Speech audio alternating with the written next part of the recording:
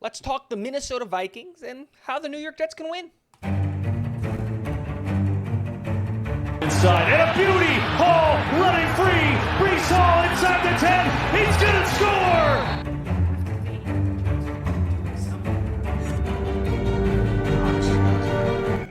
What is going on, guys? Welcome back to Talking Jets with Tigo. My name is Tigo, and today we're going to be going over the Minnesota Viking game. Kind of overall big picture, but also a little bit more in depth about the Minnesota Vikings and their weaknesses and what we can take advantage of and how we can position ourselves to win the game and all of that stuff. But before we get into that, guys, if you haven't already, go and hit the subscribe button down below. It helps the channel out greatly. And while you're down there, hit the like button. We're marching our way to 2,000 subscribers, and we're doing a 2,000 subscriber giveaway to get a jersey of your favorite team. It doesn't have to be a Jets jersey, and your favorite player shipped directly to you. And I would love to be able to get this done before the new year. So hit the subscribe button and share with everybody. Also, follow me on Twitter at Jets with Tigo and become a citizen of Tigo Slavia, which is the Patreon, to get access to a bunch of benefits and help out the channel. And there are links to merch and all that stuff in the description. So go down there, click the button, and let's hop into the video. The Minnesota Vikings is our next game, and we're going to be playing at Minnesota, which is really good for the Jets.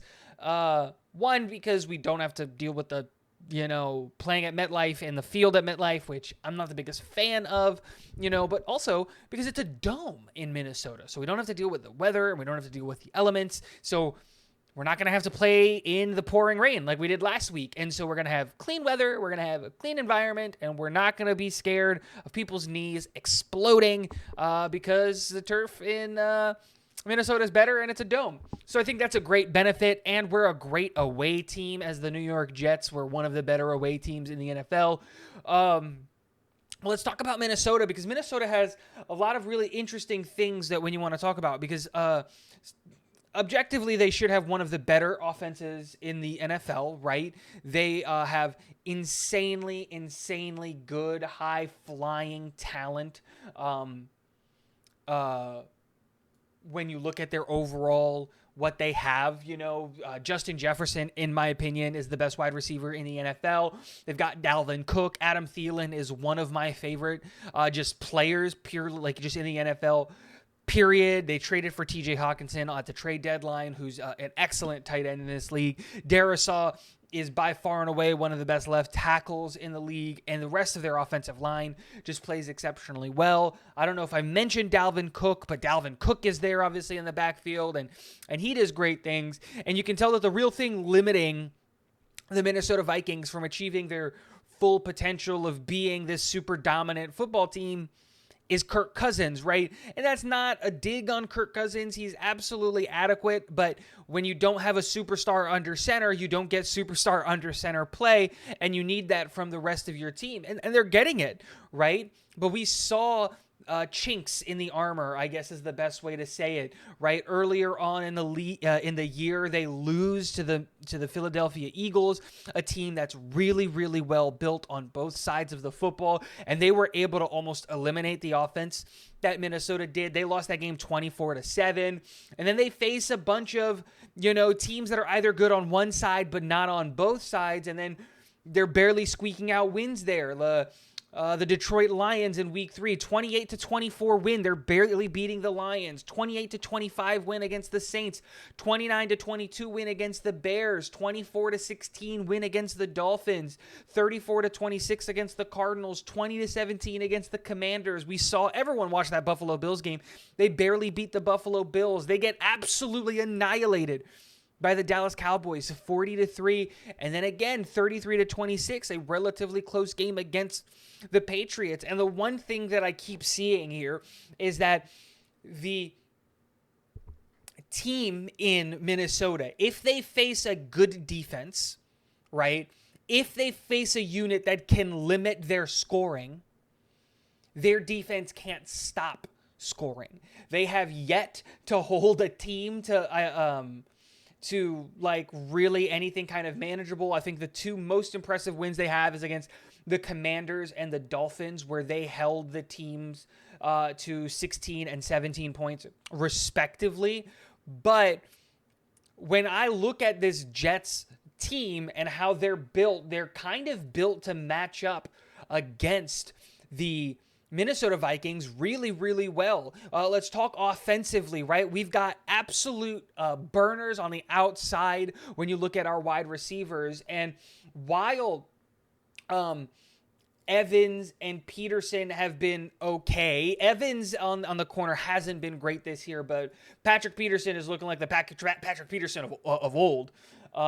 Absolutely playing phenomenal. He can't be everywhere, and that's just the reality of the situation. We're seeing steps back from Harrison Smith and Cameron Bynum. Eric Kendricks isn't playing well. Jordan Hicks isn't playing well. Their slot corner in Jadon Sullivan isn't playing well. The team just isn't performing to the level that they need that secondary to perform at. And with Mike White under center, and we saw what he did against the Chicago Bears, he got the ball out on time, accurately, and efficiently to our wide receivers. They're going to eat. Garrett Wilson, I don't care if Patrick Peterson follows Garrett Wilson all day. I feel comfortable with any of the other guys covering Elijah Moore, Corey Davis, literally any, Braxton Berrios, Denzel Mims, Tyler Conklin, CJ Uzama, the running backs. Bam Knight looked incredible. Our offense matches up against this defense incredibly well. Now, Danielle Hunter is one of the better edge rushers in the league. Zadarius Smith is having an absolutely phenomenal year up the middle. Dalvin Tomlinson is being quite efficient up the middle. And then DJ Wonum, I don't know how to pronounce his last name, is on the other side. But all of that being said, they're just kind of doing their job. But against our offensive line that just recently got healthy, I think we're going to be able to hold. And then when we look at just like the DVOA stats of this defense, Minnesota's defense is ranked as one of the bottom half defenses in the league when they take DVOA into consideration. They are ranked 23rd. And DVOA is the end-all, be-all when it comes to rankings, in my opinion, because it takes their weighted rankings, right? It's not just saying they beat this team, it's taking into consideration the teams that you're playing, the difficulty of the games, and how you're going about winning those games. And then when we look at the New York Jets offense, when it's matching up against that defense, when we look at the offensive DVOA, the New York Jets are 18,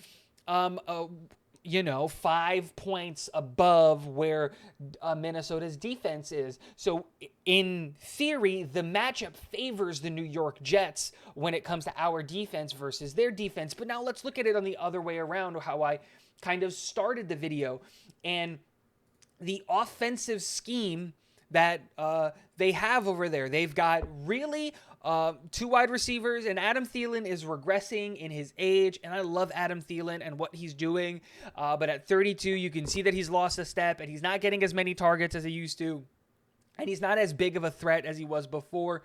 They are really, really relying on Justin Jefferson, and I feel really, really confident on either DJ Reed or Sauce Gardner matching up against Justin Jefferson in a one-on-one matchup. I think that we have the best corner in football in Sauce Gardner, and then a top 5 corner in football in DJ Reed, and they are the best duo in the NFL when it comes to the matchup there. And then if they want to put Justin Jefferson in the slot, I feel comfortable with Michael Carter with some safety help over the top, bracketing Justin Jefferson. I think that we will be able to really limit what he can do in the game. Our defensive line matches up against this offensive line relatively well. Obviously, Quinnen Williams and, Carl Lawson, Jermaine Johnson, and even though this offensive line is doing really good things in Minnesota and the really only weakness they might have is maybe that right guard spot, that can be covered up by a really good O'Neal play on the right tackle, and Bradbury's playing excellent up the middle. We should be able to bully this offensive line. I think we have a better defensive line, and we're going to force this offensive line to protect for a long amount of time. And I think that's key, is the amount of time this offensive line needs to protect, because we're going to be so good in coverage. Justin Jefferson's not going to be getting open as regularly as he normally does. Neither is Adam Thielen or KJ Osborne or DJ Hawkinson or Dalvin Cook or any of these guys. And then we have to look up at the defensive matchup. In DVOA, the New York Jets are the 4th ranked defense in the NFL when we take into consideration where the Minnesota offense is. Minnesota's offense is ranked 20th in DVOA, in offensive DVOA. Again, a massive benefit for the New York Jets. That's a 16 point swing between the two teams. And that's a big deal. And when you look at just overall team DVOA, the New York Jets are ranked 9th, while the Minnesota Vikings are 22nd. So the matchup for the New York Jets, great. As long as we don't get, behind in the game and now we're playing catch up, this game should be a New York Jet win. And a lot of eyes are going to be on Mike White, as they should be. All of the eyes should almost always be on the quarterback. But when you just come off a win like you did against the Chicago Bears, and the Minnesota Vikings are a team that are one of the bigger frauds in the NFL when their record doesn't actually match the level of play that they're doing. And the other team for me that's doing that is the Philadelphia Eagles, but that's a different conversation. When the record doesn't match the level of play that they're getting, a lot of people are going to, underestimate the Jets, and I like that. I like that a lot for this Jets team. We should go in there, and honestly, I expect domination.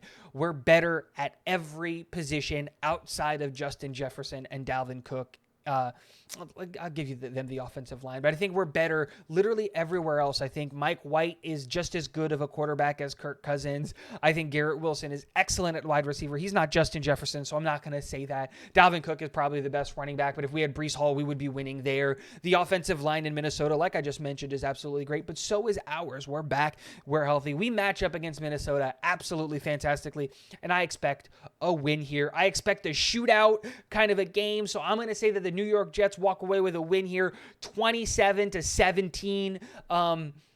And yeah, we leave Minnesota, move on to the next game, and now we've got 18 wins. Now we've got 8 wins, and hopefully San Francisco can win their game, and the Buffalo Bills can lose their game. And no, not lose. I guess we want the Buffalo Bills to win because we don't want New England to have any more wins or catch us in the wild card position.